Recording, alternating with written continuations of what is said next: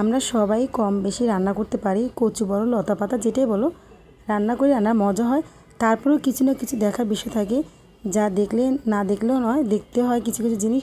তাই কচি রন্ধনে প্রতিবারের মতো তোমাদের কাছে নিয়ে আসলো মিনি রেসিপি নিয়ে। দেখতে থাকো পুরো ভিডিওটা। হ্যালো এভরিওয়ান, আসসালামু আলাইকুম, সবাই কেমন আছো? তো চলো দেখা যাক আজকে আমি কি রান্না করেছি আর কীভাবে করেছি, আর তোমাদের সাথে শেয়ার করতে পারে আমার কাছে ভালো লাগে। আমি কচুর পাতা ডাল দিয়ে রান্না করব, আর রান্না করব কচুর ডোগা, মানে পাতার নিচে যে ডোগাটা থাকে সেটা।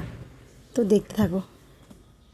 অ্যাকচুয়ালি রান্নাটা নিজের কাছে যত মজা করে যত সুন্দর করে রান্না করতে পারো। তো এই তো আমি ডাল দিয়ে সিদ্ধ হবো, তো এটা সিদ্ধ হতে থাক, পরে কী করছি তোমাদের সাথে শেয়ার করবো। এই তো আরেক চুলায় বসিয়ে দিলাম কচু, এটা ওই যে ডাটাটা কচু, এটা আমি ভাজি করব।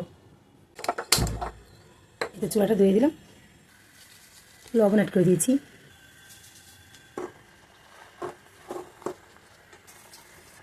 যেহেতু এটা কচুর ডাল হবে তাই একটু পানি দিয়ে দেবো। হলুদ সামান্য পরিমাণ,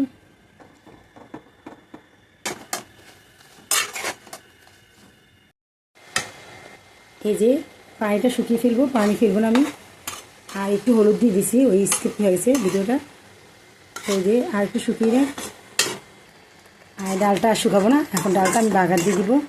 দেখো কী দিয়ে বাগার দিচ্ছে, একটু মতে নিব আগে, গোটা দিয়ে দিব।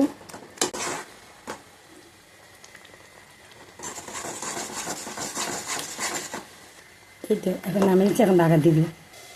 এটা হয়ে গেছে, পানি শুকিয়ে গেছে, এখন আমি এটা বাগার দিয়ে দিব। দেখো কতটুকু হয়ে গেছে, তাই না? অল্প হয়ে গেল।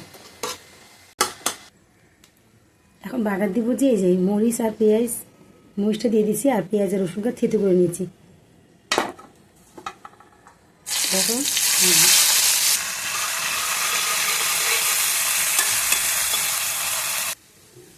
বেজটা গেছে, এখন দুইটা, এখন যেহেতু বেজটা হয়ে গেল, এখন আমি দুইটার মধ্যে বাগার দিয়ে দিব।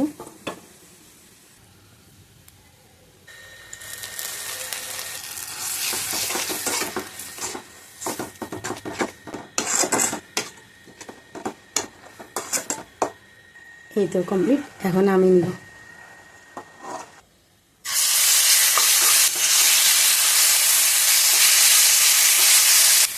অল্প করে করেছি, কারণ সাথে আরও অনেক কিছু আছে ভর্তা, তাই অল্প অল্প করে করেছি।